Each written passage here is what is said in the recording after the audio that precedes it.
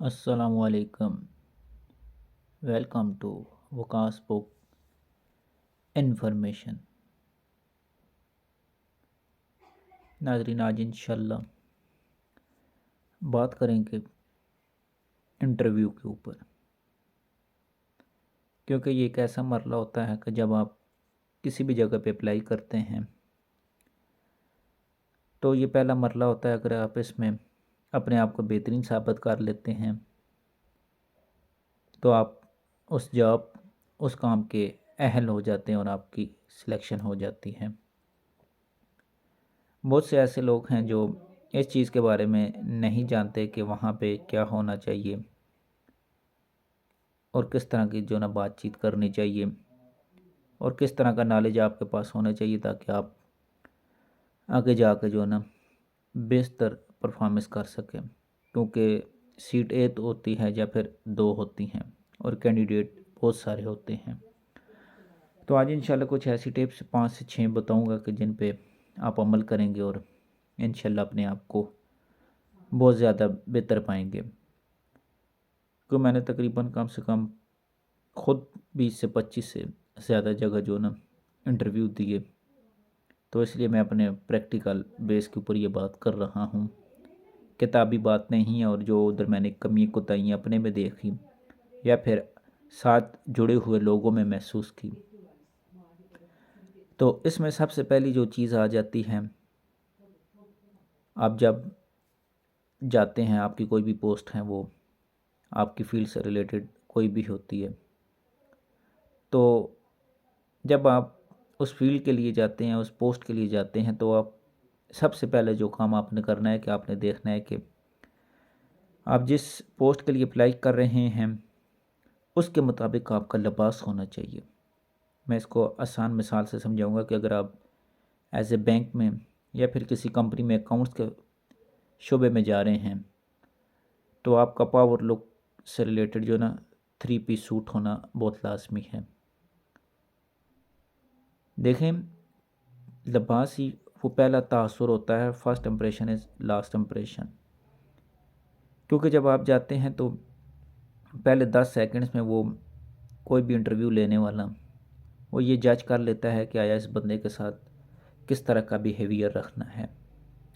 अगर आप बेढंगे से कपड़े पहन के जाएंगे और आप है भी काबिल, लेकिन उसके दिमाग में तो आप पहले 10 सेकंड में ये चीज़ चलेगी कि इस बंदे को तो अपने ढंग का नहीं पता कि कपड़े कैसे पहनने हैं, ये पोस्ट वाले या कंपनी को किस तरह चलाएगा।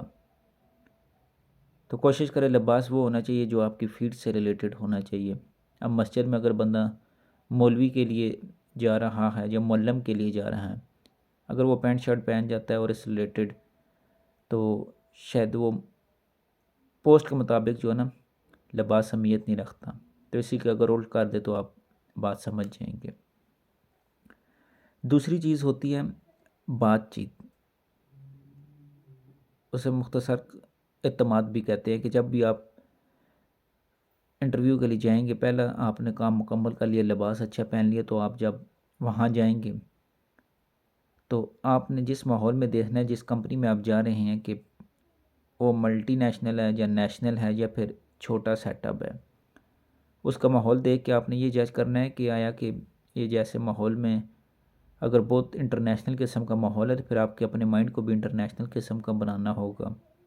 आसान है कि एक छोटी कंपनी में जाते हैं तो वो एक नॉर्मल सेटअप होता है, लेकिन आप किसी एम्बेसी वगैरह में जो इंटरनेशनल इंटरव्यू देने जाते हैं तो वहाँ का माहौल उस तरह का होता है। तो कोशिश करें कि वहाँ के माहौल के मुताबिक अपने आप को जो है ना तैयार करके जाएं। आप ये कहेंगे हमें माहौल का किस तरह पता चलेगा, तो जो आपने इंटरव्यू देना है तो उससे पहले आप चंद दिन पहले वैसे भी चले जाएं, अगर आपके पास वो एरिया पड़ता है, वहाँ के लोगों से मिलने। ख़ुसूसी तौर पर ये उनके लिए कह रहा हूँ जो सरकारी पोस्ट या फिर हाई लेवल की पोस्ट पे अप्लाई कर रहे हैं, क्योंकि जब आप अच्छे लिबास के साथ और उस कंपनी की मालूमात और माहौल के मुताबिक जाएंगे तो दो चीज़ें आपको ख़ुद ब खुद क्लियर हो जाएंगी। इसी तरह तीसरा स्टेप आता है, जब आप इंटरव्यू के लिए बैठते हैं तो आप में कॉन्फिडेंस होना चाहिए। सिलेक्शन होना या ना होना ये इतनी बड़ी बात नहीं होती, सीख जाना बहुत बड़ी बात होती है। हमारे बच्चों में तो खुद एतमादी बहुत कम होती है कि वो बात नहीं कर पाते। अगर 3 बंदे बैठे हैं तो वो बात नहीं कर पाते, क्योंकि बचपन से ये चीज़ सिखाई नहीं जाती कि अगर बंदे बैठे हैं तो आपने बात किस तरीके से करनी है और उसका जवाब किस तरह देना है। तो तीसरी चीज़ ये है कि आप जब जाएँ तो कॉन्फिडेंस के साथ बैठें और जो इंटरव्यू आपसे ले रहा है उसको भी जज करें, उसकी बातों को मुकम्मल सुनें और उसके बाद जवाब दें। मैंने बहुत से लोग ऐसे देखे हैं कि वो पूछ रहे कुछ और होते हैं, आगे से इंटरव्यू देने वाला जवाब कुछ और दे रहा होता है। इसी तरह जो ना नेक्स्ट स्टेप आ जाता है कि आपने जिस फील्ड के लिए अप्लाई किया है उसके बारे में कम से कम 3 से 4 दिन लाजमी पढ़ें। अगर लेट्स सपोज 4 दिन बाद इंटरव्यू है और कंप्यूटर से रिलेटेड है, तो जो लोग उस पोस्ट के लिए पहले से कहीं हायर हो चुके तो उनसे मालूमात लें, नहीं तो इंटरनेट से मालूमात लें कि इस फील्ड से रिलेटेड किस तरह के सवाल पूछे जाते हैं। तो यकीन माने आपके लिए बहुत ज़्यादा आसानी हो जाएगी कि आपको अपनी फील्ड का इल्म पता है। ये वो मैं चीज़ें बता रहा हूँ जो आपसे इंटरव्यूअर एक्सेप्टेड करता है। वो कहता है कि अच्छा लिबास हो, बात करनी आनी हो, एतमाद हो बंदे में, और अपनी फील्ड का जो ना नॉलेज उसके पास हो। ये कोई भी इंटरव्यू लेने वाला हर वक्त यही सोच रहा होता है कि मुझे ऐसा बंदा मिल जाए जिसकी ये 3-4 चीज़ें क्लियर हों। अगर क्लियर नहीं भी है तो कम से कम इतनी हो कि हम उनको अपनी कंपनी में हायर कर सकें। और आखिरी चीज़ जिसके ऊपर अहमियत नहीं दी जाती और ना ही इसके बारे में बताया जाता है, सीवी हम उठाते हैं, किसी दुकान वाले के पास चले जाते हैं कि यार ये सीवी बना दो। नहीं, ये बहुत गलत बात है। मैं कहता हूँ मैट्रिक से लेकर मास्टर तक हर बंदे को अपने लेवल की सीवी खुद बनानी आनी चाहिए। हमने जो ऑब्जेक्टिव ऊपर लिखा होता है हमें वही नहीं पता होता, क्योंकि कॉपी पेस्ट हुआ होता है।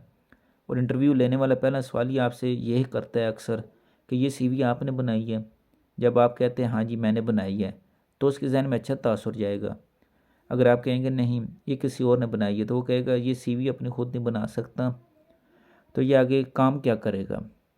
ये 5-6 मुख्तसर सी टिप थी, आप इन पे अमल करें और उसके बाद आप इंटरव्यू दें, तो इंशाल्लाह आपको एक अच्छी जॉब जो ना ऑफ़र होगी। नहीं तो आपको सीखने के लिए बहुत कुछ मिल जाएगा। कम से कम व्यूअर को, इंटरव्यू लेने वाले को ये पता लगेगा कि वाकया जो मेरे पास इंटरव्यू देने आया था उसकी में काबिलियत थी, चले सीट की नहीं थी लेकिन कुछ और चीज़ें उसमें लाजमी खूबियाँ मौजूद थी, और वो मजबूर हो जाएगा आपको नेक्स्ट टाइम हायर करने पे। ये छोटी छोटी टिप थी, इसमें अमल करें और अपने इंटरव्यू को खुशगवार बनाएं। जज़ाकल्लाह खैर। अस्सलामु अलैकुम वरहमतुल्लाहि वबरकातुहू।